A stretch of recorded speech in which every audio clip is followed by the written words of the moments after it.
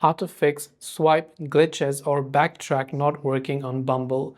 Hey everybody, welcome to the channel. In this video, we're going to learn how we can fix the issue we're facing when we're swiping or if the backtrack is not working. So without any further ado and delay, let us get started with today's video.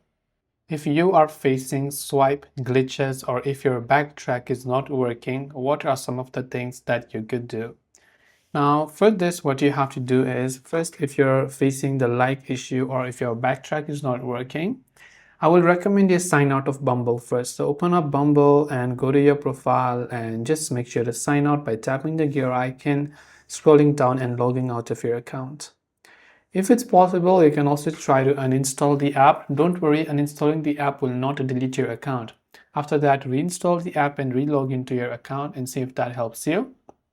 If you don't want to delete it, clear the cache files of the application and make sure that your app is also updated to the latest version. After you do all that, you can try to go ahead and then re-log in, swipe right once, then left for the arrow to appear.